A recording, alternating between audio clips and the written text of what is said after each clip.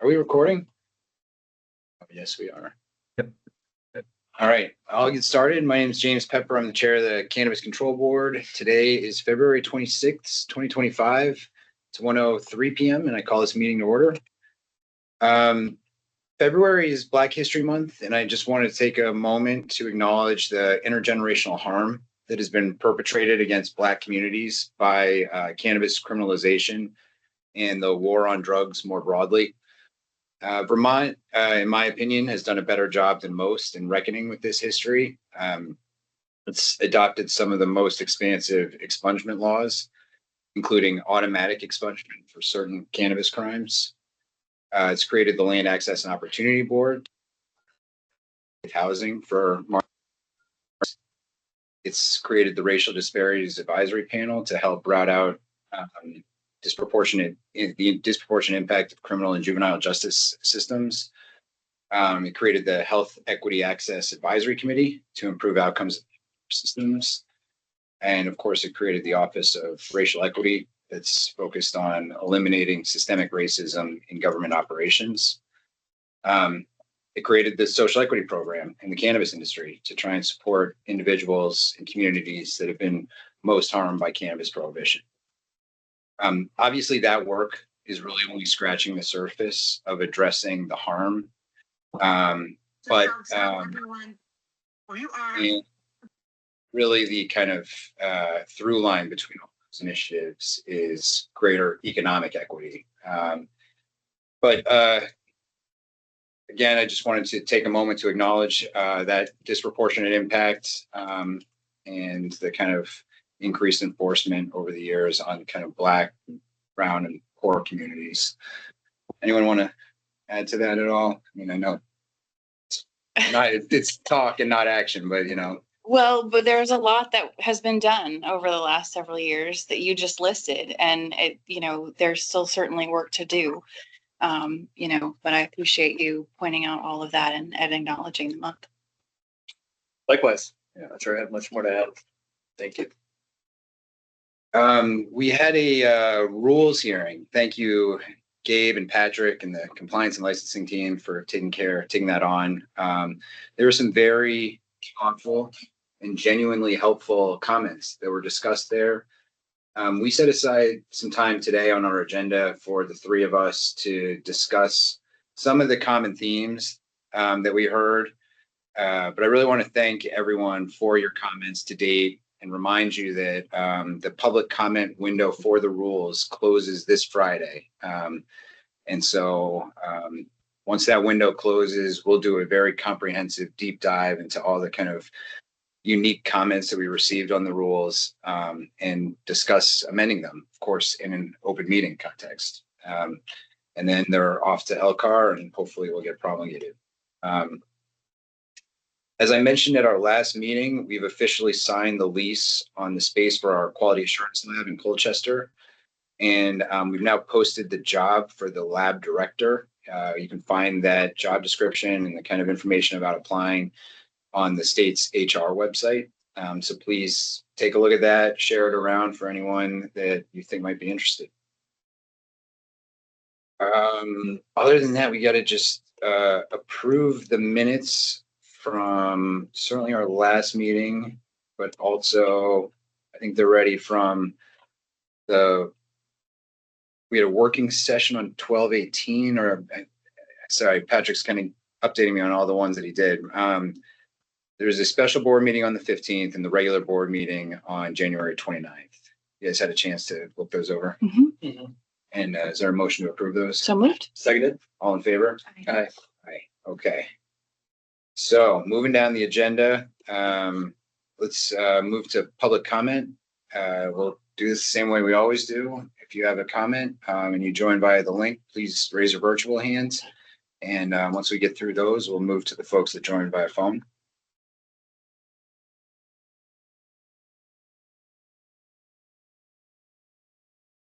Right. And if you join by phone and would like to comment, you can hit *6 to unmute your phone. Okay. I will close the public comment window then. And Olga, We're going straight to the executive director report today.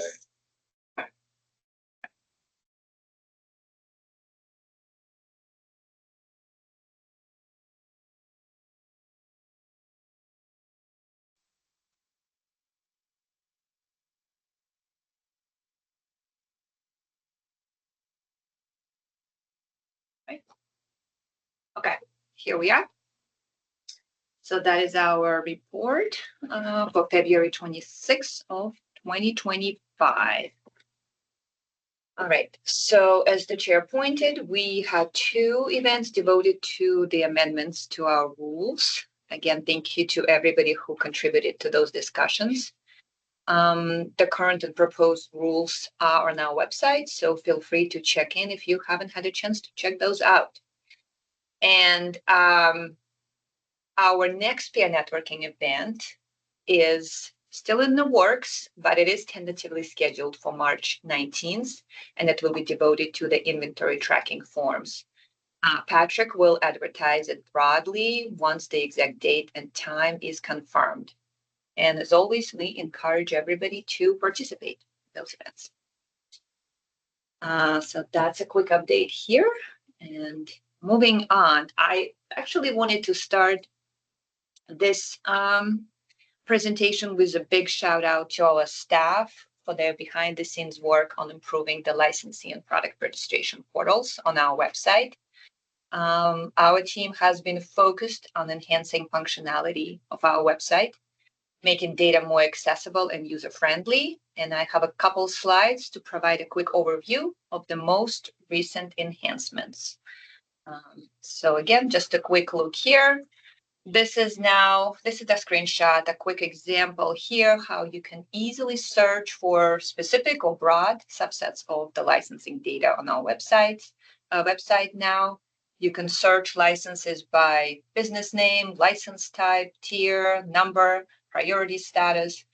And this data is now updated automatically and on a daily basis. So again, we are very excited to offer this improved public-facing licensing portal. And you can find it on the website under the Data and Resources header. And one other slide here, again, to show the new product portal, where the users can search for products using various criteria. Again, business name, product name. One other slide here on product search, showing that you can refine your search further by searching by categories of products as well. So again, a huge thank you to our data manager, Liz, Patrick, who is our outreach manager, who you know, and our PR team with Alex and Janae for leading this public-facing enhancements and making these tools more accessible to the public and all of us. So that's a little part here. And now we'll move on to the adult use licensing data. I will have just a few slides this month and keep it pretty brief, especially since we now have a portal on the website. I will, however, spend some time going over data on license relinquishments. I know Julie had asked for that data last time, so we have a couple slides on that. But diving in first, our quick review of the current active licenses. So again, a quick snapshot going back 3 months so we could watch for trends. The data is actually as of 25th, so it's very fresh. And we are at 621 licenses, as you can see. Gains are primarily in the cultivator category. Not surprising, given the big push by our cultivation applicants to submit their materials prior to the closure of their cultivation application window at the end of January. You could see February data is a darker purplish blue color, and we are at 405 cultivators currently. You could see other numbers as well. Integrated going from 3 to 2. Yes, we officially, I think, as of the 19th of this month. Yep. That's right. And we are locked in at 110 retail establishments now, with all of them Yeah. being issued. So that's a quick look. And again, the usual slide on the priority status. Numbers remain steady months over months, so no changes here. Now I'm going to quickly jump on the retail locations by county slide. That's a new one we put together for you to show the current distribution of retail establishments now that all of the remaining applications in the queue have been issued. And the window is currently closed for any new applicants. Not surprisingly, Chittenden, Rutland, and Windsor counties lead the way, with Caledonia and Lamoille being close behind in terms of the density. So a quick summary here, where we stand. And now I'm going to jump into the relinquishments data. So here, since the start of the market, we have reported and recorded 168 license relinquishments. And this chart breaks down the data by fiscal year priority status. So not calendar, but fiscal year, which is July 1 through June 30 for the state of Vermont.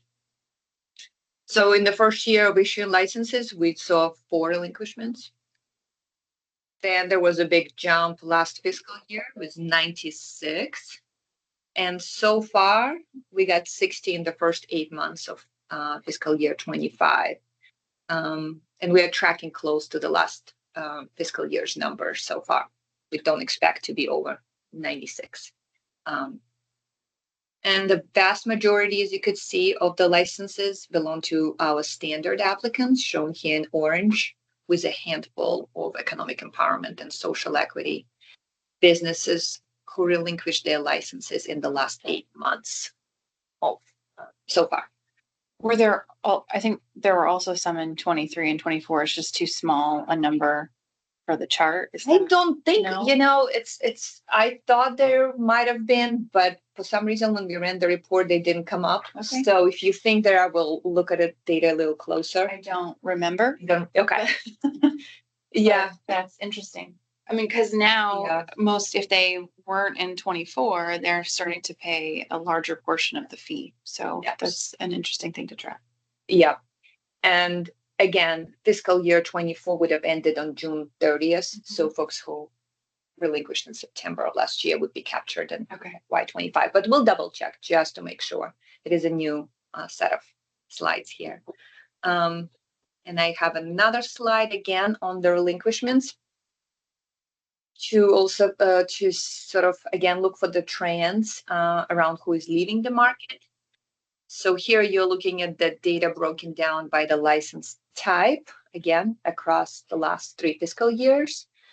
So we're looking at our 168 relinquishments, and cultivators represented in green, not surprisingly, account for the largest number of relinquishments, with manufacturers coming in second with 24 total relinquishments, and then retailers with 6 relinquishments. All 6 in the last fiscal year, and 5 wholesalers.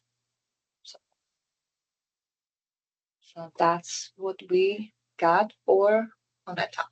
Yeah, thank you for that. Yeah. Good. All right, moving on. I have a couple quick slides on product registration data. Again, just a quick update where we are at. The team put together, it's a little bit small. It's a snapshot, a quick screenshot. So I'm going to highlight some key data points here. So you're looking at a report for the period January 15th through February 15th of this year. So 31 days. So in that period of time, we got 740 new PRs submitted, 573 individual products successfully registered, and 396 marked as incomplete. You can also tell from this report that as of February 15th, there were just under 5,000 registered products in our system, with flower leading the way, seen in the chart. Again, more data now is available in our portal, where folks can look at real-time product registration numbers and also expiration details. But that's sort of an overview of the work. 1 month of data for the team. And I have one more slide here to provide some additional color on the 396 incompletions. Again, it's pretty small here, but here you're looking at the reasons why product registration submissions have been deemed incomplete over that time period. So the standalone testing requirement was the most frequent reason for PR incompletions. However, in many cases, multiple deficiencies have been flagged simultaneously. So you're looking at the combination of testing, labeling, packaging, why some of our submitters don't meet their initial PR requirements. So that's that. I know this is challenging because Mhm. we've asked in the past, and I know it's not always as easy, but Mhm. days to completion, like from day of submittal till day. Yeah, I could. Maybe for a future meeting. Yeah, I think we'll that's- get that. I think we've improved greatly on that, Yeah. and I think I'll be able to pull Yeah. that data for you. And the consistency issue that we hear about, that some products get registered where similar products don't. Yeah. I feel like Yeah, I do think we've had we've changed the structure of our Right. product registration team, which I think has made a huge impact on the rates with which we register products now and the turnaround times. I could gather some of that more for a future for the meeting. future Yeah, meeting. that's great. But I think it's been a good, Yeah. We've seen some improvements. This is really helpful though. Yeah.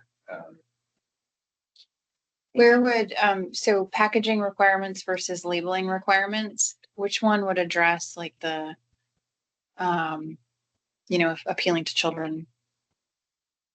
I think, well, I guess it depends, but I assume labeling, if there's some of that would probably be in a label, but packaging might also. I think packaging is usually, if it's plastic, that's what Okay. would be All right. captured there. Just trying to get a sense from the, what's listed up there, what sort of issues fall under which sort of category. Thank And- you. I could provide some additional color on that too. I had the team tell me what's included in the general requirements, which is its own category. So, so I'm sure we could most certainly get the examples of why folks may need to revisit their submissions and clean up some things, but This is good to know. Thank you. good. Okay. All right. So that is all we got for PR. And now we are moving on to the compliance and enforcement data. Before actually diving into the data, I'd like to share a staffing update.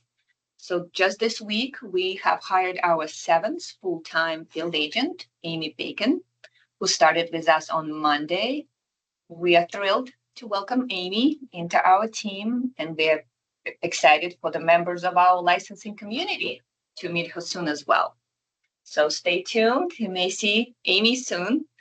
And now with this additional expanded capacity, again, we should be in really good place to handle the workload north of 620 licensees. So very exciting news for us. And now we'll move into the numbers. So, Sounds so fun. yeah. Data, are you having a good time? Some good numbers here. So a quick summary slide here of inspections and investigations. 92 inspections and 10 investigations reported over that time period. You could see inspections are in dark blue, investigations are in red. So that's now we'll look a little closer at the inspections on this slide. Again, 3 months worth of data here, and it's broken by the license type. February data is in dark blue, and we are reporting 48 cultivation site inspections. So a big bump from the prior 2 months. 29 retail, and 13 manufacturers and 2 wholesalers also had a visit from our compliance and enforcement team. A lot of work on the inspections, and now investigations, 10 of those. So again, for February, which is dark blue, you could see 4 in cultivation, 5 in retail, and 1 new investigation in manufacturing. Okay. Moving on, now we'll look at the sort of a bit deeper into the other types of compliance and enforcement actions reported. So complaints, we got 27 of those. We've issued 12 formal letters of warning. 2 notices of violations have been served. We had 3 witness destructions and 1 cessation of operations over that time period. Okay. Now looking more specifically at the complaint types, again, 27 of those reported. Advertising is leading the way with 7, and the rest of the types are listed here. Gabe, can I put you on the spot? Sure. I was listening to the rules hearing. I know there was some concern from the public wanting to know the nature of the complaints they were receiving. Would you mind just kind of walking through what's public and when? Sure, that's a good question. That was a point of interest during the rules hearing. Confidentiality of investigative matters as well as licensee information is governed by Section 901A of Title VII. That's modeled on the privacy law that's applicable to other types of government licenses, like those for a dentist or a physician or a pharmacy.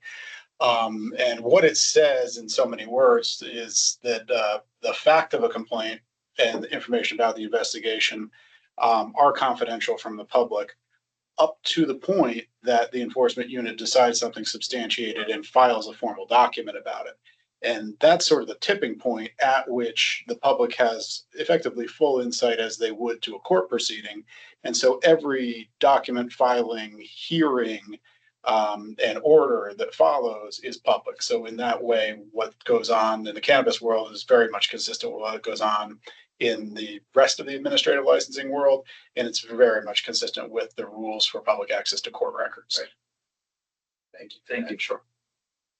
I wonder if it would be helpful, because I heard the same thing that you heard. If it's possible in a future meeting to share how many of the complaints are actually substantiated versus the ones that we receive, having the difference between that. I think we could probably figure it out by looking at the slides, but just highlighting how many complaints we receive versus how many are actually substantiated might relieve some of the concerns that we heard. Yeah, I think, we could most certainly get that. And again, it's sort of inspections versus investigations, numbers, which we could use to glean that information. And the policy rationale for the confidentiality is really to prevent kind of reputational damage from an unsubstantiated complaint. Yeah, and in competitive regulated industries, unfortunately, there is an incentive for people to make specious complaints, and people with good intentions may make unfair inferences about somebody. For example, retailers are public facing. They're just going to get more complaints, period. That doesn't mean they're uniquely problematic. And so, it's sort of a fairness issue, and that's the way the General Assembly has made sure the public has full insight into things where there's something to know. But irrelevant information or information from which it wouldn't be fair to make an inference stays private. Yeah. Makes sense. Thanks. Sure. Okay, I'll just share with you a slide on our letters of warning issued. Again, these letters address violations that do not rise to the level of a formal notice of violation, as assessed by our Director of Compliance and Enforcement. Again, advertising leading the way as the cause why a letter is issued currently. So that's that. And then one last slide here, a quick breakdown of our notice of violations and the reason those were issued in the last months. All right. Okay. All right. Next is medical program. Again, very quick here, just one slide. Nothing really has changed. So you're looking at a pretty steady numbers over the last 12 months. Yep. Okay. And that is it for the report. And now we are moving on to the staff recommendations for licensure. And with that, I have 2 slides for you here. These are our staff recommendations for initial licensure. Everybody on this first page is a cultivator or who applied for a license.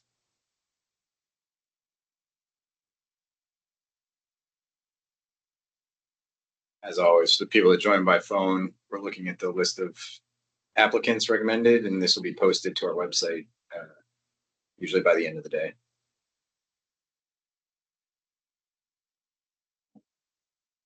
And there's the second slide. Okay. Okay. And is that all of them That is our, yes, that's everybody who's for initial licensure. in the licensing queue for cultivators, though? For now, we do have a few folks who have yet to be issued. Yes. They Okay, have right. not completed some of their contingencies. Right. So we will see most likely Okay. a few next month. All right. Great work.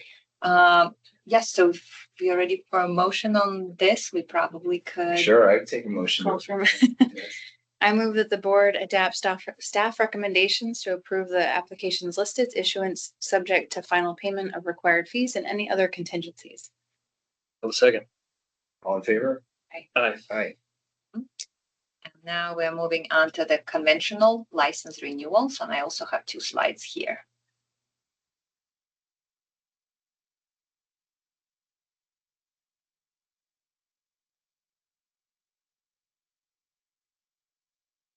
And the second slide.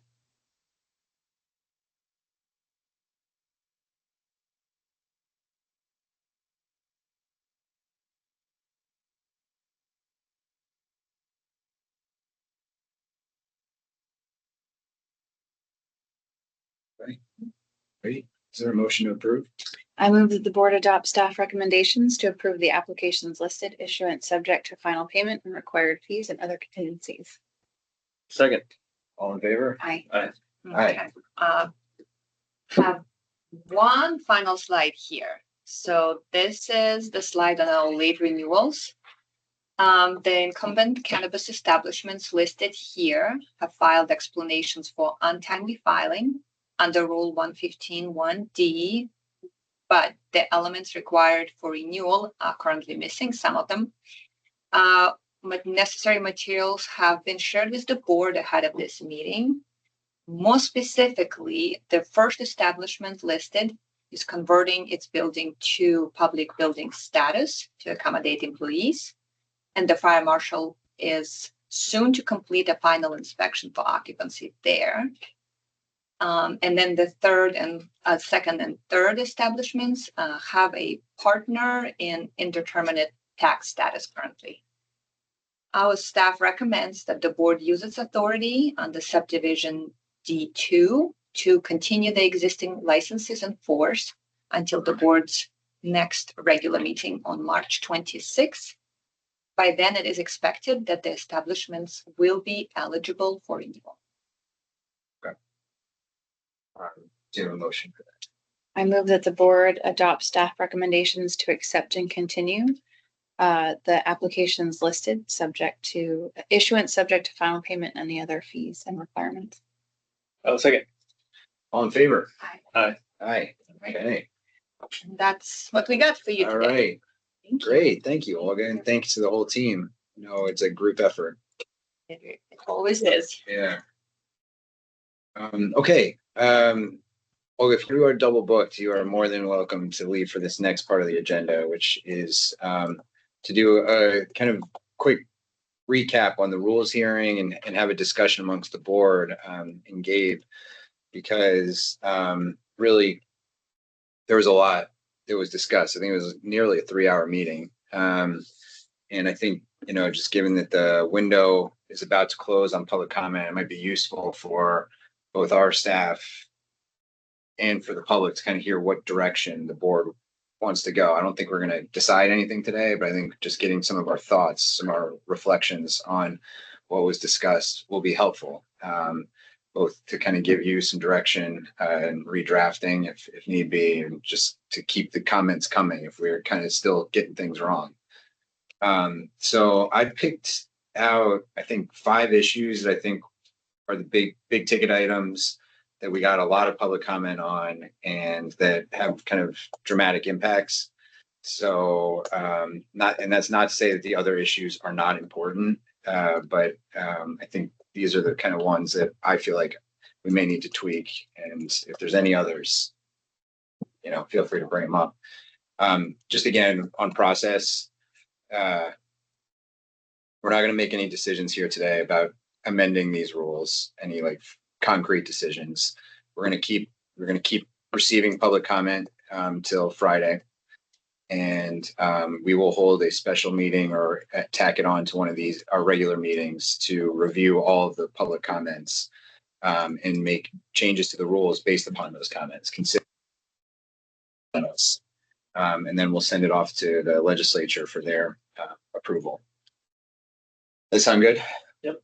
All right. So the first one, I think, no surprise, retail siting received a lot of comments. I think, generally speaking, there's a diversity of opinions that, on the one hand, there 110 is enough, that we really shouldn't have any more, and that we should try to limit our retail siting rule to really restrict how many new entrants on the retail side there should be. On the flip side, we heard that retail is a choke point for cultivators access and manufacturers accessing the market, and that there's not enough shelf space out there to accommodate all the cultivators. Certainly, I think something that we've noticed at the board is there are swaths of the state that don't have easy access to regulated cannabis, which is the whole point of what we're doing, is to kind of give people an alternative to either the illicit market or the intoxicating hemp market or the pharmaceutical market or any other industries. I think we needed to get something out, in my view. We needed to get something out. Because we can't let retail siting hold up the rest of the rules. And I think that, I'd like to take into consideration those comments. I mean, I think we focused largely on municipal borders and populations within municipal borders. Of course, consumers don't care about municipal borders. If there's 3 in, Waitsfield, 3 more pop up in Warren, if they opted in, then there's 6. There could potentially be 6 in a very small area. So I'm thinking, in my view, we should be thinking more regionally about the issue of retail siting, not just merely on municipal borders. I think we did build some of that in. Maybe we can make that a little bit more prevalent in how we think about this. And just for the folks listening, I just want everybody to remember, we've got a lot of things that we're trying to balance. We're trying to balance business viability, access points for consumers, and affordability for consumers. And not all of them always line up in a linear path for, success, depending on how you define it. I've seen a lot of comments, especially comparing us to other markets. And I think that's a dangerous game if you're looking at raw numbers. Talked about tourism. I'm not going to talk about tourism today, but there's so many factors as to why we have a number of stores and a different jurisdiction has another number of stores. How much local control is there? Is it a lottery system? Did MSOs get a first shot at things? The list goes on and on. So when you start comparing us to other markets, I do think there's a little apples to oranges that's going on. I think it's a helpful reference point. I'm not going to sit here and think that it's unhelpful, especially we saw that in a number of comments that we received. At the same time, I know folks are counting potential opportunities in smaller towns and trying to figure out how many more licenses would theoretically be available. And that takes a lot of entrepreneurial interest to put out your shingle in a very small town. in a corner of the state that has not been serviced by this industry, it doesn't mean you're going to be successful, frankly. I think even one of the things that we tried to do, which I've seen some pushback in the rules, is even if you think about the smallest towns, I think it's under 4,000 total residents, competition kind of drives innovation and an ability for the consumer to have their pick of what they want to consume and how they want to consume it and what they want to buy at the end of the day. I think from my perspective, I'm a little hesitant to only say one place per this many people, because when that person gets that license, they are in effect a local, hyper local monopoly on cannabis products as it flows in and out of that small municipality. So again, intent, logic, hoping people understand that we are trying to balance lots of different things. If you have one licensee in one town in a cannabis desert, they are picking the 10 cultivators that you might be able, 10-ish cultivators that you might be able to purchase from in that area. They might be hyper local to that area. They might be more of the state known brands around, the cannabis community, or have trickled their way into what actual or casual consumers think is a good brand for them, whether it's indoor or sun grown or a tier 4 or a tier 1 or whatever the case may be. But the more you provide competition to those 10 specific brands, there's an argument that smaller local brands might be able to find some shelf space. You're figuring out the balance between what maintains viability from a retail point of sale with helping to encourage a price point that's affordable, and also price points that are, like access points. Competition drives the price of cannabis just like it does anything else. So again, we're looking to balance all of this. I'm with you. We put something out that we thought was a good starting point. I'm very thankful for all the comments, because I think I'm starting to see things from a different perspective. I think it's great that we don't have a bottom line attached to our decision making, but a lot of folks do. But retailers stand at a point in this market where they can pick and choose who wants to be on their store shelves, and I want to make sure that we figure out ways over time, whether it's through our rules or suggestions to the legislature, on how we can continue to maintain viability in our smaller license types, so they have an equal opportunity, whatever that might be, to have their product have their product in a cannabis product or on a store shelf, or be a part of the supply chain here. I mean, I think whatever we do, we need to spend a lot of time really thinking about the impact. Yeah. Because this particular lever can have a lot of impact on the market, the entire supply chain. So, we do have to balance both sides of the equation, which is what you're talking about, right? Like retail with like access to from small cultivators. But we also know from the RAND report that we got early on that too much density can have a negative public health impact. So we have to kind of figure out all of those things. And, what is the span of competition? Is it within municipal borders? Is it within 15 miles? How far do people drive to buy their groceries versus, all those things? DLL does some of that data when they look at where they're going to put a new liquor store. I think we can probably look at that as a model in some way and adapt it to, what we need to do, or amend it to what we need to do. But regardless, I think we need to do a little bit of research to make sure that we get this in particular really, really right.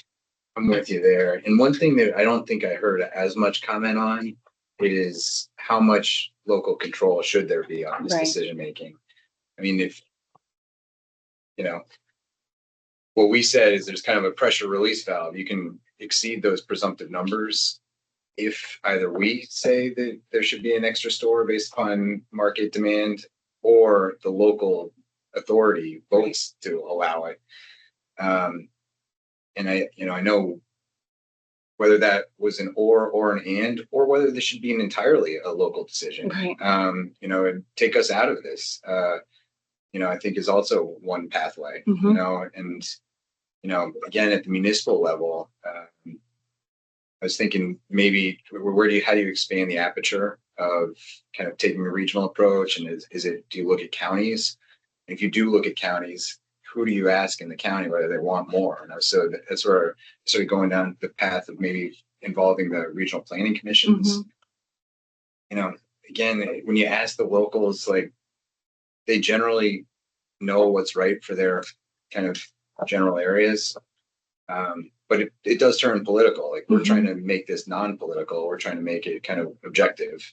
But you know, when you have individuals voting at that level, you know, they could have a cannabis bias one way or the other. Right. And I think you've seen some of those issues in other states play out, whether it's corruption or whether it's stacking the deck against a specific business, so on and so forth is some of it. I don't think it's isolated to cannabis either. I Right. think it happens with all kinds of industry and business and things that happen at the local level. Just happens. With the regional planning commissions, I think we'd have to be, or those boundaries, I think we'd have to be really clear about what we want from that or what the goal is. What I know of regional planning commissions is like they support their member towns, and like if you're going to build a shopping mall, we're going to make sure you have the right roadways and the right drainage and those types of things. But they also do know the region the best. And when you look at counties, because I was thinking about this too, then you look at someplace like Chittenden County where you have Underhill, which is really rural, and then you have Burlington. So how do you make that? How do you make one rule work for both of those Right. places? Exactly. Is On that that, helpful? Probably not. But on that piece, I know we don't have tiers of retail, but it does seem to me, to your point and to your point, that some of these smaller towns or even smaller, you know, less densely populated areas of the state just will never be able to support a standalone store of any kind. And like, so liquor control, they have the kind of kiosk model. Yep. You know, there's a liquor kiosk in the Maple Fields in Berlin. And it's, you know, there could be, I think part of the conversation, at least with the legislature, should there be some allowance if we're going to, in order to achieve the geographic distribution that they asked for when they gave us this task, like that, it's not like this, the one tier of retail license isn't going to be an effective strategy for certain parts of the town. Yeah. Or certain parts of the state. right. Where they would have to take over a portion of an existing structure. Right. Right. Have Like the way that behind the counter sales or something like that Right, for a limited right. number of products. Right. Something along the grocery store in Williston, for example, has a liquor store in it. It's you enter into the grocery store, but you enter a separate entrance to get to Right. the liquor store. Yep. Yeah. Yeah. So retail siting is a tricky one. Gabe, do we have the authority to just take a little bit more time with this and not delay the rest of the rules? I think so. I mean, I might feel better if we had some, instruction this session from the General Assembly by way of session law. Our instruction to do this came out of Act 166 last year, Section 4, and that stuck into Title 7, Section 881. That's the board's rulemaking grant, subdivision A5F, and that little subdivision is the one that says you shall have rules that do this. No particular deadline was given, so I think your duty is to be working conscientiously on it. It might make sense to ask the General Assembly if they wouldn't tuck in a piece of session law that is pass a law that isn't codified, that just acknowledges that they understand that more time would be taken. But that seems appropriate to me. I'm not, we had a wonderful meeting, got great public feedback, and some really thoughtful ideas. They're coming in real close to when we need to adopt the rule for other reasons, and there's just a lot to chew on.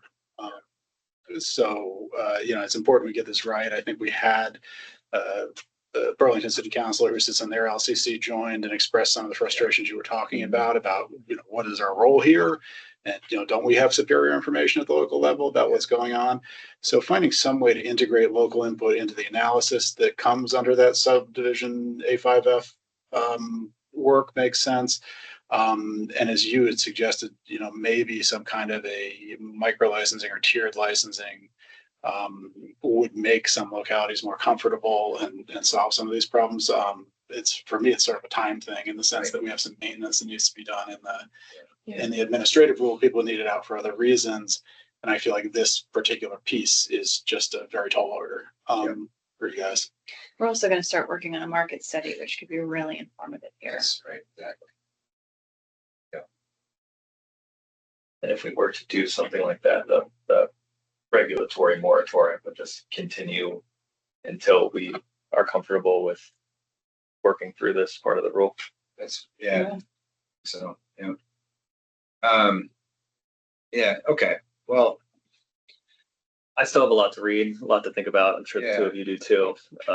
It's not something I want to rush and feel like we missed the mark and then have to do this do this again. again.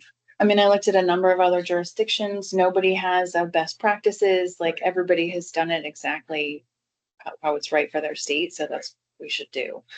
And that just takes time and thought. Yeah, and I think there's also on the municipal question again, I genuinely think there's confusion within municipalities, including some well-staffed municipal governments, about what their authority actually is to adopt ordinances around retail siting themselves. Because there's that, it's like you have all the basic authority that you would have for any other shop, except you can't pass an ordinance that would prohibit the operation of a cannabis retail establishment. So what does that mean? Any ordinance you pass will necessarily limit. Right. Everyone's operating on their interpretation. No one has tested it. Not that I'm asking for that, but I'm just saying that we don't have, no one has tested it. Even the liquor model, it's somewhat, it's helpful, but it's somewhat not at the same time because the state works as a wholesaler. And so they have a different interest because they're trying to make sure that they return value in a way that we're not trying to return value in how they hand out 802 spirit stores. I mean, we could consider, certain distances in terms of it's within 15 miles of each other. It's probably maybe not dense, but it's not, there's still competition, right?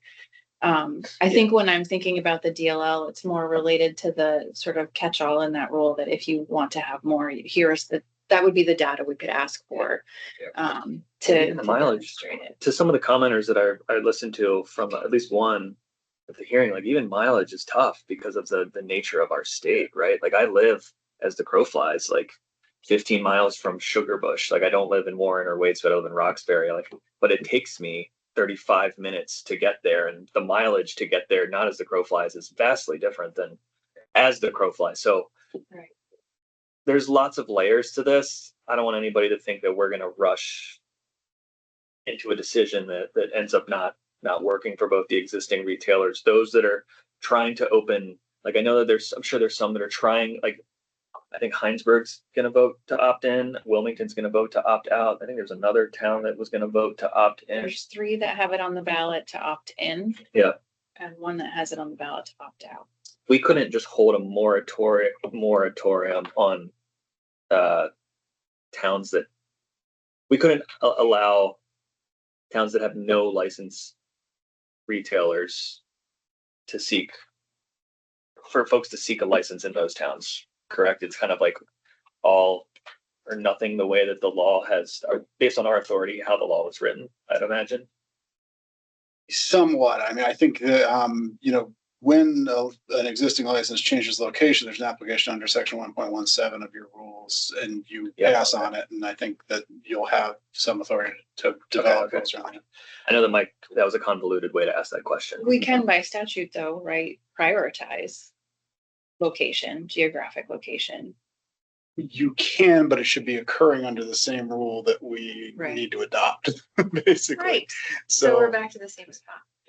Right. Yeah, so it's a challenge. And then there's the adjoining municipalities issue where, some municipalities are right next to one that's completely stocked. If they were to flip, they would, we wouldn't have a way to account for that.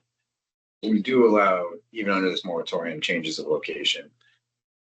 Yes, you would have some discretion as a board under section 1.17 to approve or deny. It would really be an application to amend the license under the proposed rules. And I think you could look at the underlying purposes of Act 166, Section 4, and say it's going to make it worse. We're going to let you do that. I think that's a completely legitimate evaluation. But it wouldn't prohibit existing licenses from moving to towns that are recently opted in, right?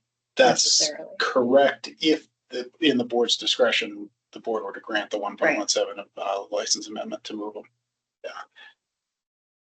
Well, I know we got a lot of good comments on this. We got a lot of good considerations that the board should be thinking about around retail siting. Any more that anyone who's listening has, please keep sending them in. It seems to me like this is going to take, this piece of the rule might take a little bit longer than potentially the rest of the rule changes. But we want to make sure we get it right and try and balance that ease of access, price point, and business viability. And I do think that even in the smallest communities, a degree, whatever that degree is, of healthy competition between multiple businesses isn't necessarily a bad thing. Yeah. Any more on this for now? I know we didn't come to any sort of resolution here. That's not really the point, but any more that we want to talk about while we're on retail siting? No, I want to read through the comments again and see what we end up with for more comments. Yeah. Is there any other like industries that we want to talk to? I know you reached out to DLL about their processes for 802 spirit stores. None are quite like this, I right? know. Like if you think about like a Dollar General or a CVS, I mean, it's different because if there are not enough, or if there, let's say this, if there are too many, then they, one absorbs the other. This is not how, we can't do that. One person just loses out entirely. If we over compete or allow too much competition and let the market collapse. Or if one is overstocked in any other industry, they just send whatever they need somewhere, they just make trades, and they can't do that here. Yeah, on the flip side, like I live near Northfield and there used to be one pizza shop, and now there's a Domino's and another new pizza shop. So there's 3 pizza shops in Northfield. Right. So that's a small community. So didn't know if you knew that. There's a Domino's in Northfield now. I saw it. But why not anything else? See, that's the interesting part. Like, Yeah, you're right. surely somebody wants something besides pizza. It's college town, All right. Well, we'll move on. I think brand licensing, the requirement that not just the manufacturer, if there's a brand associated with a product, that the company behind that brand needs to be licensed, so that we can so they can't skirt all of our regulations through advertising or promotional events. And Gabe, can you just talk a little bit through the genesis of this rule change? Yeah, the Or rule maybe change. not the genesis of it, but what the problem that we're trying to address. I can. The problem is, in particular, your board is charged with regulating very closely the way cannabis is marketed and packaged and sold. That's both to protect from industry marketing that's attractive to children, as well as to prevent health claims that aren't permitted. And the problem then becomes if brands are allowed with no questions asked that don't correspond to a license, you could have someone who is not under your regulatory jurisdiction, effectively marketing for the people who are, marketing cannabis in a manner that affects the public health and safety, but that you couldn't reach. It's also a conduit for unlicensed activity. Some of the people that had been calling themselves brand promoters were actually taking custody of cannabis or receiving proceeds of cannabis sales. That's unlicensed wholesaling. That's not, that's just illegal. So the effort was really to close the loophole for marketing, sort of, and to deter and prevent unlicensed wholesaling. Although I should note it's illegal. Yes. Anyway, if you did nothing, it'd be illegal. But this prevents people falling on the wrong side of the line inadvertently when they get in as a brand promoter, just licensing brand or something, and then the clients want them to go cut the deals with the retailers. Then all of a sudden they're wholesaling. So it's very easy to tip in, and the thinking was that some measures should prevent that. We did hear from a couple of interests who would be significantly negatively impacted in their opinion, and so it may warrant thinking about other ways to get at that problem. Yeah, I mean, the main comment that I heard is some of these brands just cannot, for other reasons, become a cannabis establishment. Either their insurance won't cover it, or they can't jump through all the bells and whistles of getting a cannabis license. So that those relationships will just terminate, which is not really the intention behind what we're trying to solve. I don't think we're trying to put a squash on collaborations, especially between Vermont businesses, like Vermont cannabis business and a non-cannabis Vermont business, whether it's a maple sugar producer or a cider producer, whatever you want to call it. I don't think that was our intent. And I know some of my comments last meeting around national brands kind of took hold in some of the comments that we've received.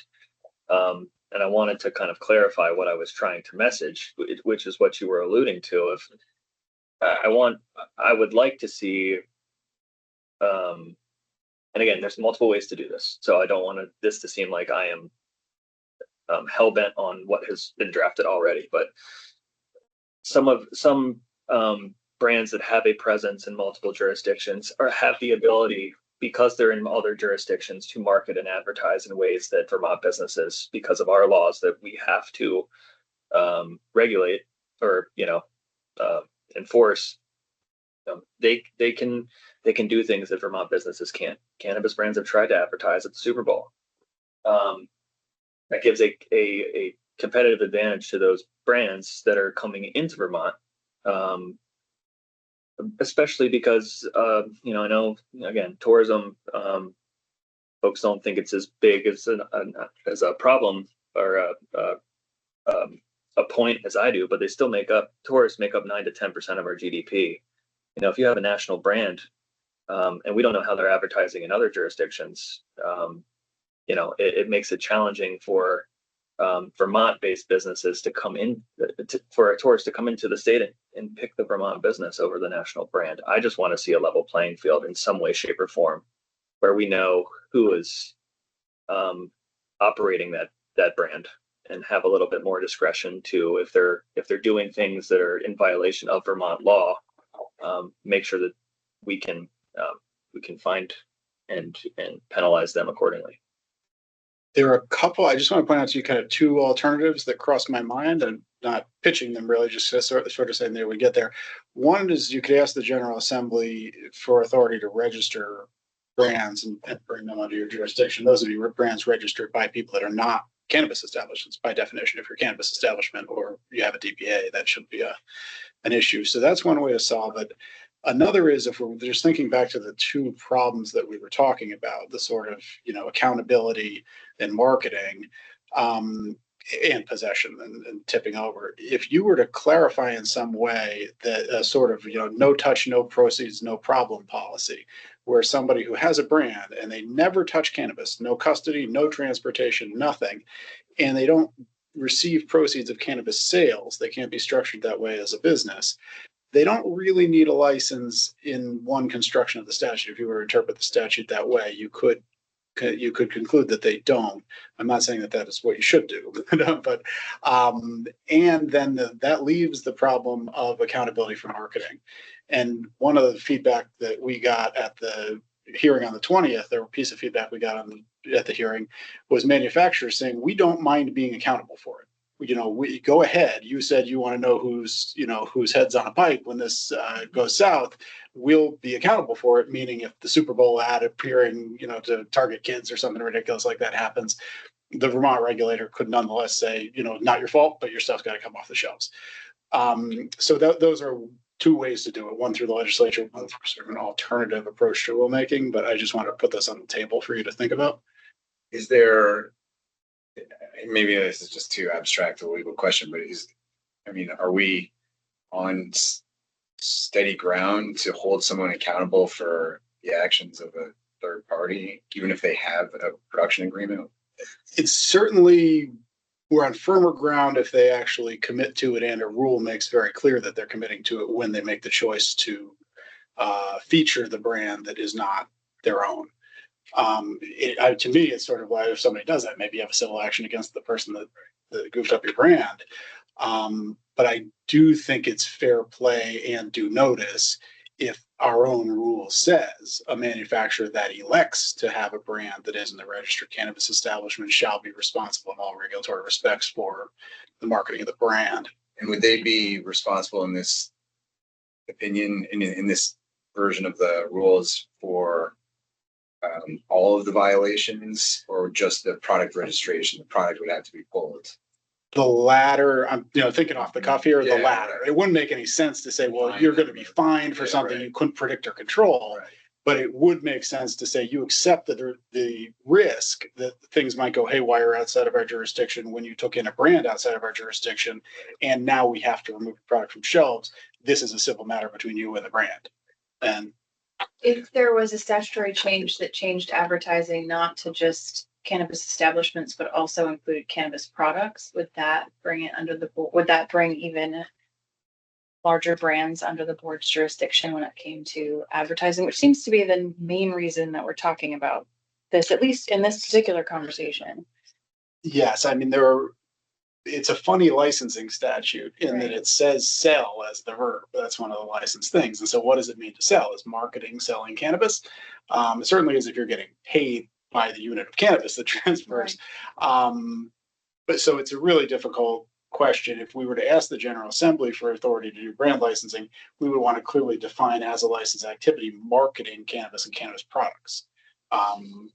That isn't done right now. And right Mhm. now we got sell and, Right. and I all guess that it that's what may I'm or may not asking. mean. Yeah.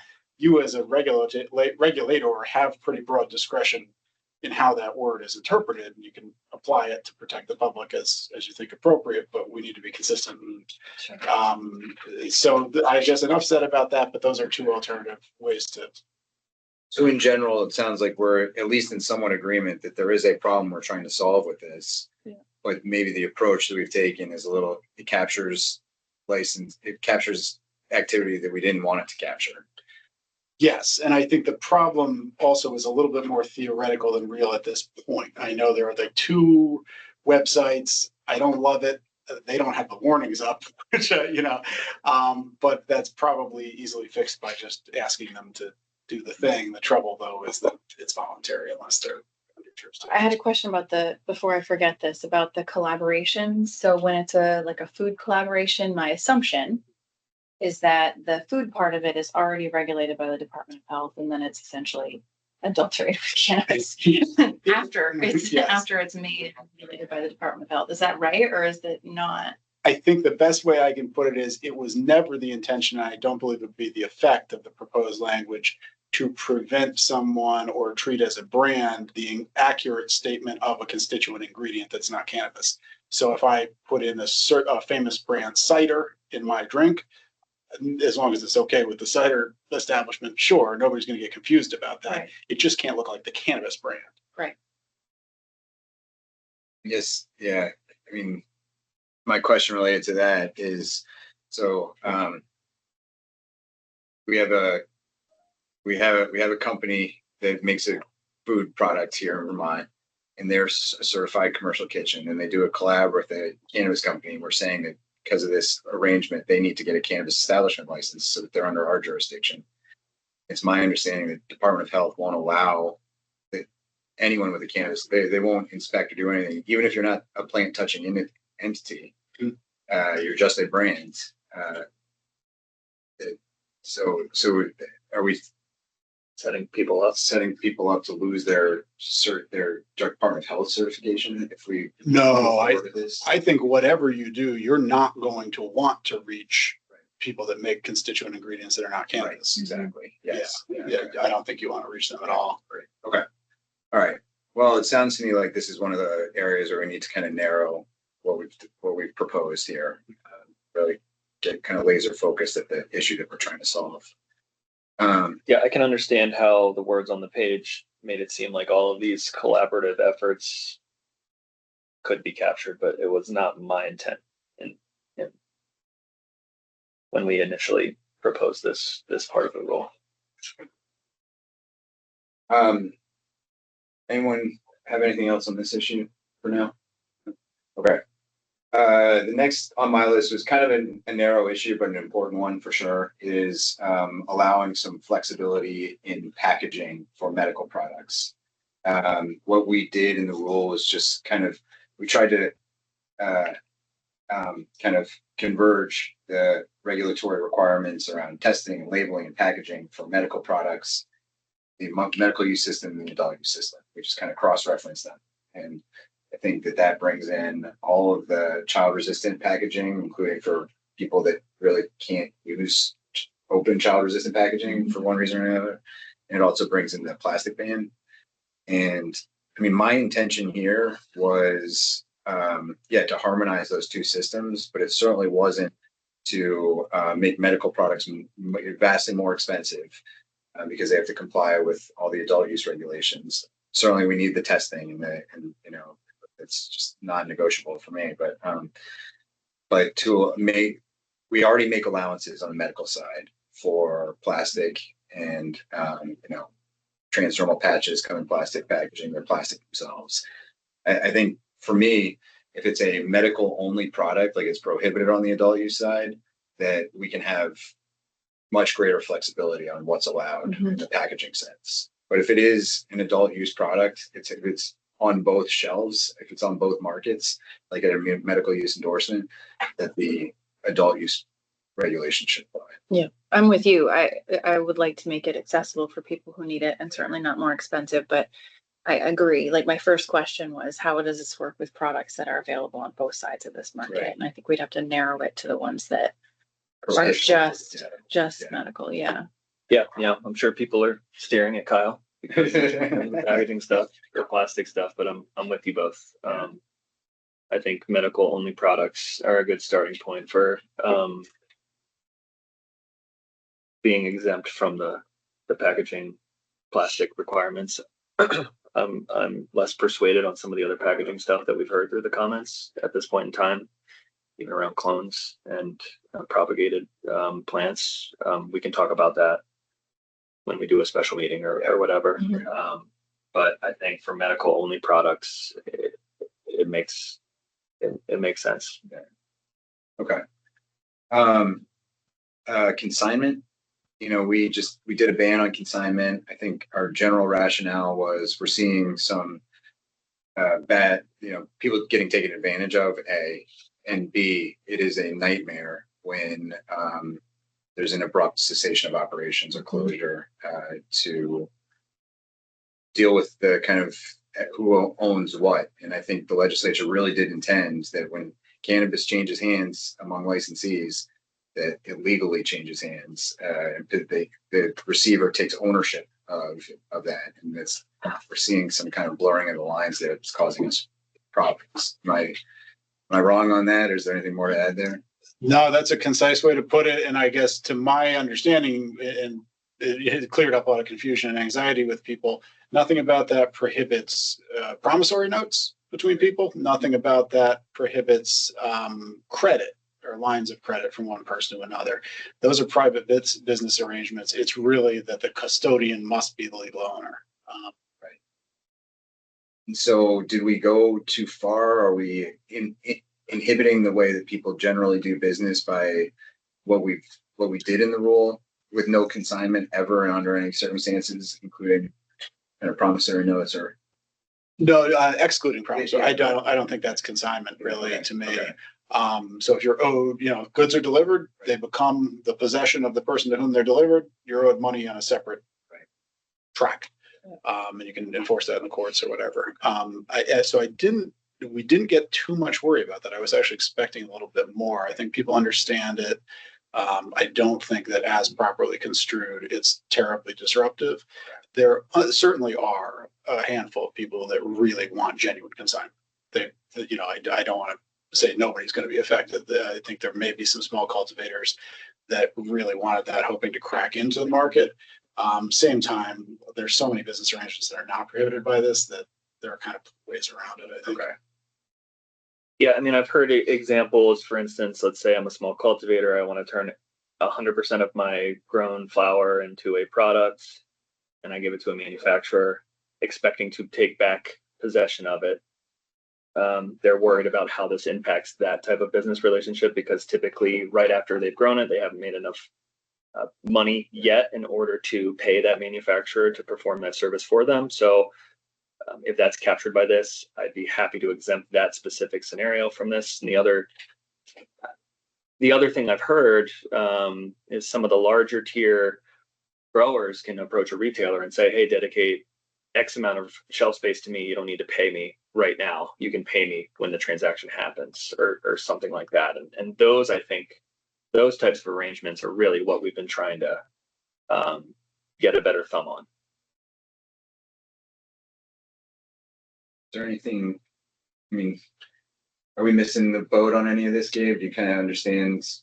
I think I understand it. I guess we want to consider, if you want to really limit payment terms, say 60, 90 days, got to happen. You could do that. The current draft doesn't. I know the current draft is 0 or no days, right? I think 60 or 90 might even be too much based off of what I heard, but I'd be willing to push it to 15 or 30, Matt, or something like that, just to kind of give a little bit more clarity to some of the folks, and understand that even the more successful parts of our supply chain, it's common practice. If I go to the mechanic, like I have to pay my mechanic when I pick up the car, but not every mechanic operates that way. Some will give you 30 days to make payment. But that would be like a promise. So Sure. I don't have a strong feeling about this. I'm just wondering what the difference between like a net 15 or 30 or 60 I think is in a promissory note or some other type of contractual payment. I do think there's some comments around this. So the more we have almost 200 pages of public comments to work through. I don't know where we all are on them, and the window hasn't closed yet, but I think there's some opportunity to kind of hear the business side of it in the comments. It's an invitation for more comments if anyone listening has any on this issue. One that came up a few times is around multi-serving edibles and tablets, pills. I think we're, just as table setting, the legislature put potency caps on serving size, package size, in addition to the kind of, flower THC concentrations and edible or concentrate THC potencies. And it's 5 milligrams per serving. And then, of course, that leads to people trying to manipulate what the serving is in order.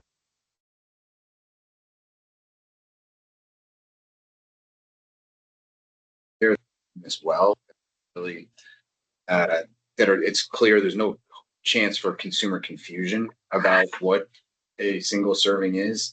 And then we've seen some where it's kind of like just a standard looking gummy or edible, just kind of like a razor blade that's been, kind of scored on the top, that there's no way for it to be easily pulled apart consistently and have kind of 2 servings or 4 servings consistently. And I think that there's a genuine problem with consumer confusion around those. And I think it also kind of thwarts what the legislature expects, which is 5 milligrams per serving.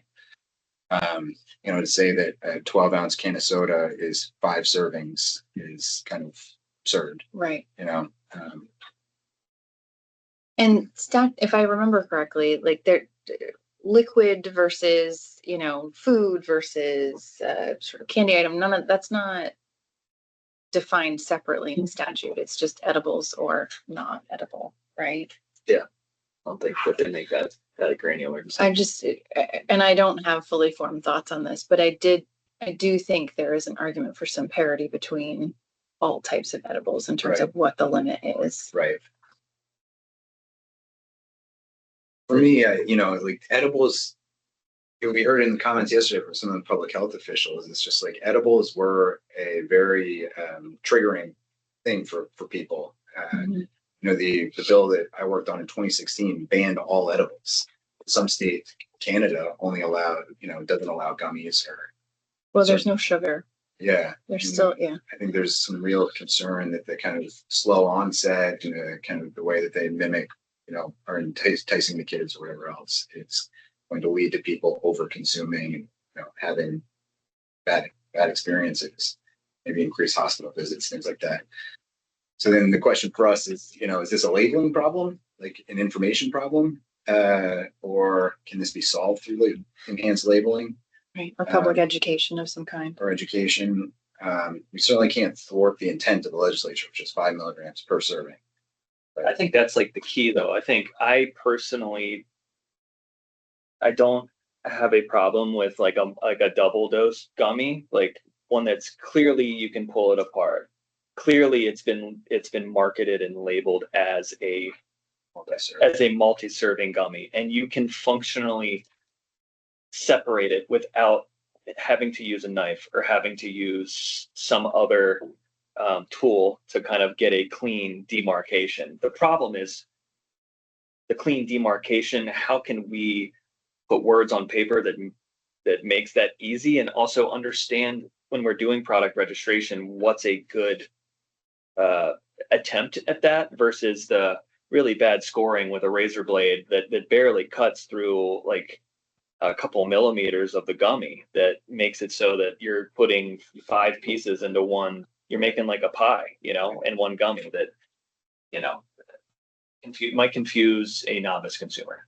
But I think from an educational perspective, from a labeling perspective, from how we ask people to talk about this specific product, I see a pathway, in my mind, to allowing a double dose gummy or a multi-serving gummy that kind of looks and feels like some of the beverage stuff that we've done, where you allow 2 servings in one specific product. If you can show us and prove to us that you can make a product that is obviously 2 servings and obviously can be pulled apart. And we've had samples from manufacturers. Some are better at achieving that than others, but I think if the right set of information is out there and the right clarity is out there, I think, typically industry will respond to what we're asking them to do.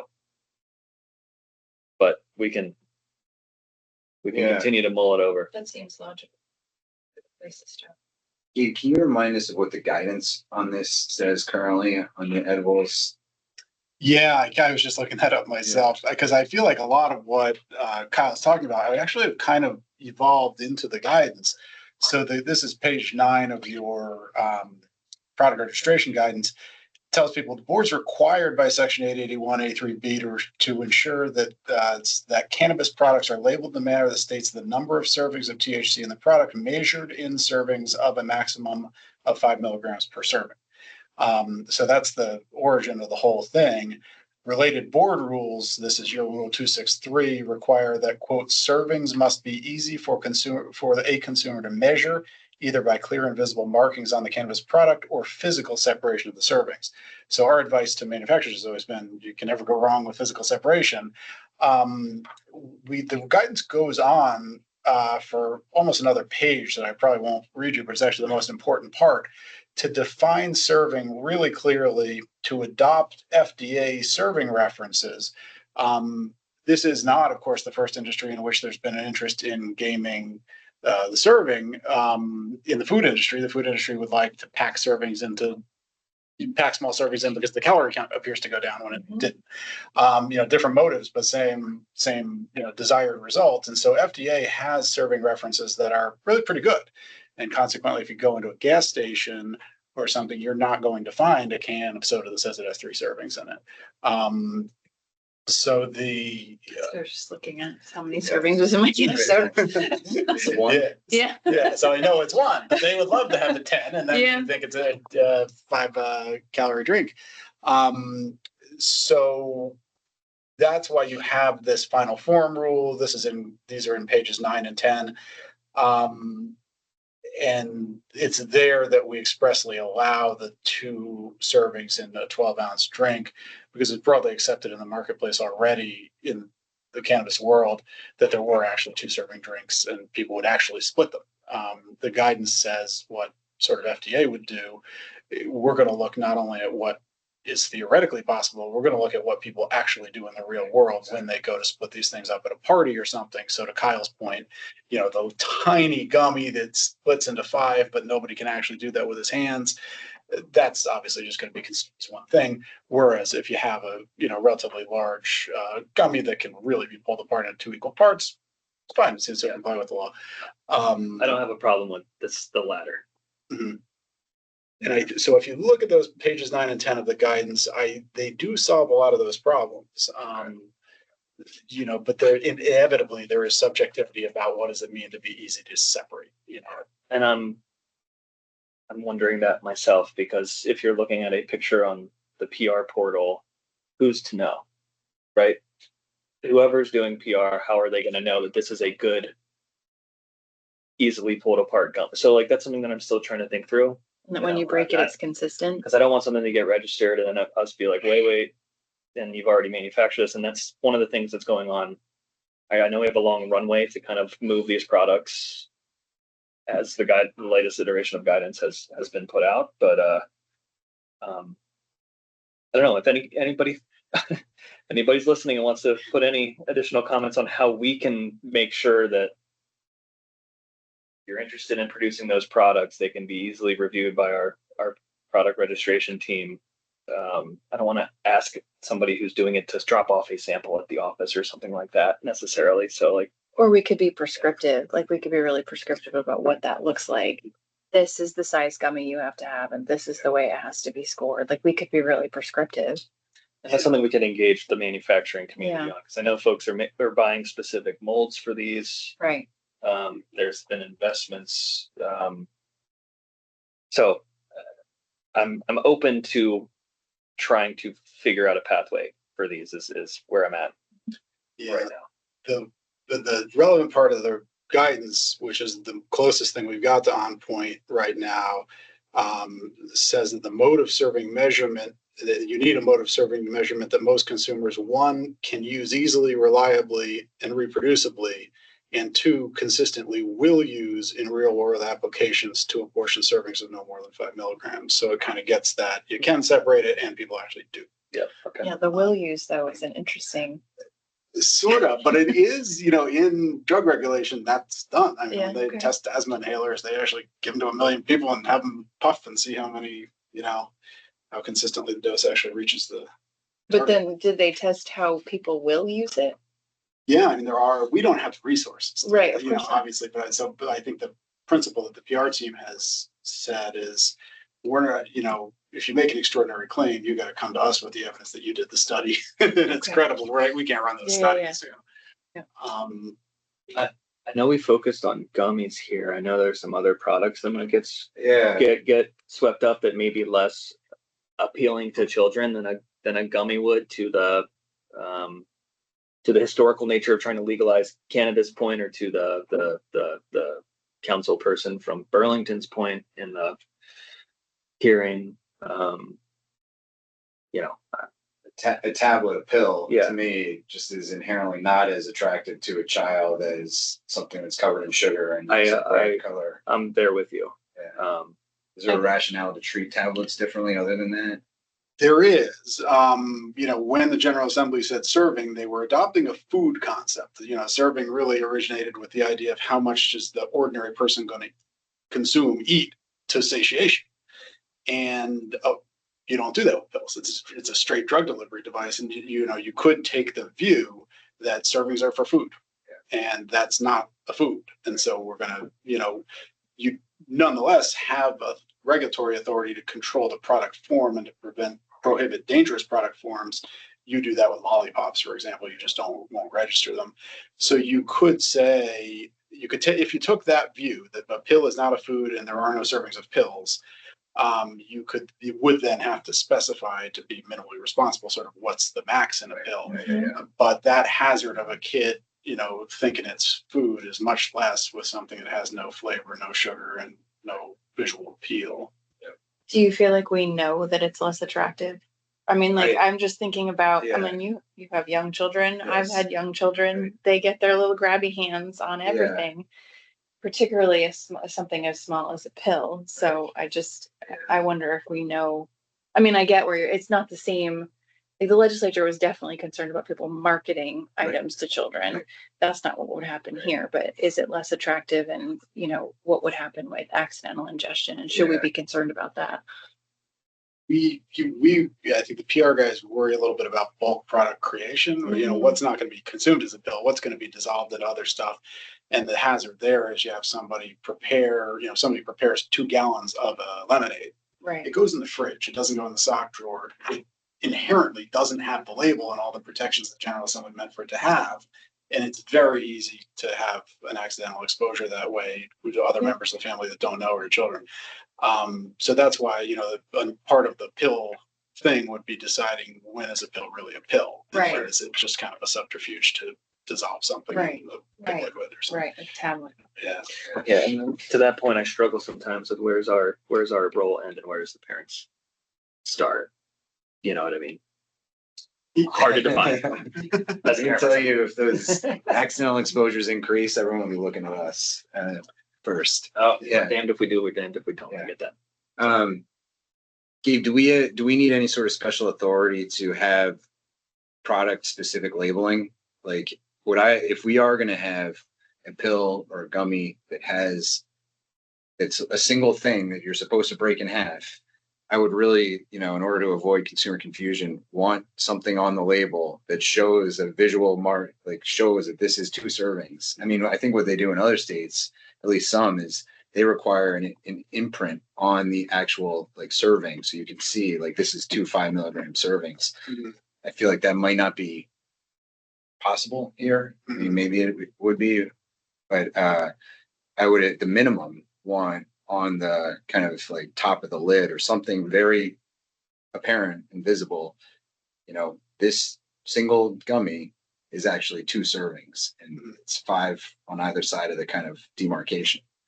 Yeah, you have pretty broad authority in the existing statute to require kind of risk mitigating information on labels. Yeah.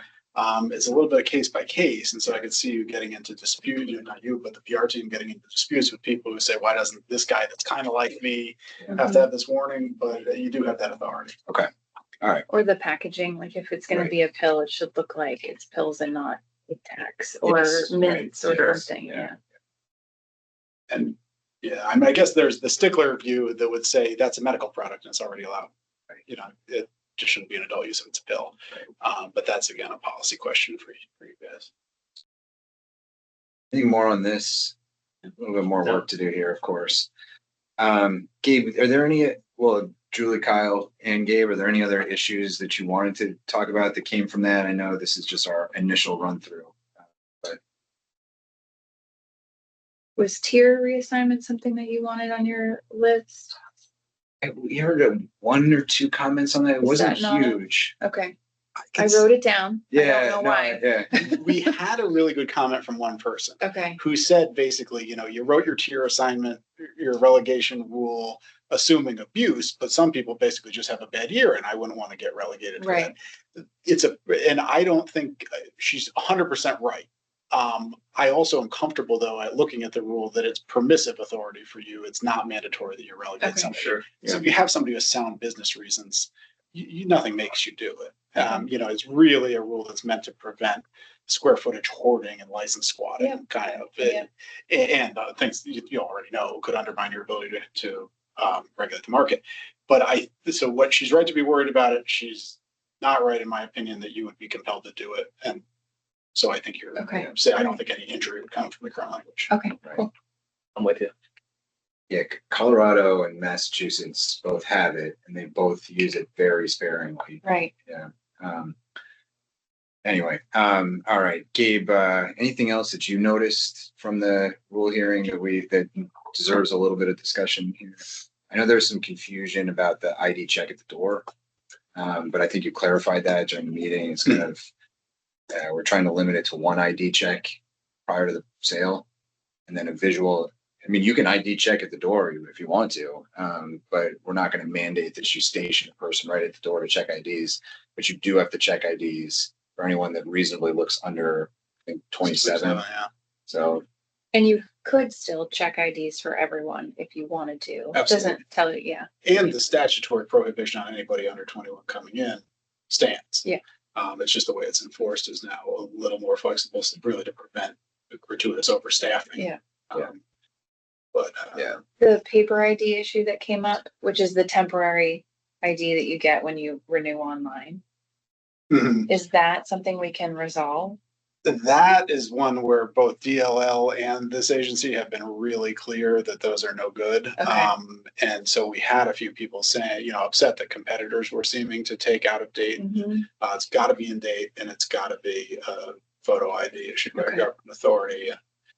So we kind of just took and the consequences for taking a paper one could be very serious. It's just was too large. So even, this is the part I didn't know. So even with a liquor tobacco license, you still can't take that as your form of ID for purchase? Correct. Okay. In fact, the temp issued by DMV, I believe we found out, says right on it, don't try to use it for that purpose. It's not valid for that purpose. I have had those. I have never looked that closely. I hadn't until somebody started fighting with me. But they are pretty good about buttoning that up. So Okay. by its own terms. So there's parity, which is what matters, I think, Yes. from my perspective. Okay. There is, DLL doesn't allow their licensees to take them. A lot of good policy reasons for that, Mhm. for, every 1,000th person might be inconvenienced for a few days, but I think DLL has found it makes sense to have one consistent. Nothing more from me right now. All right, well, again, the public comment portal is open. Please, if you heard anything here today that was just,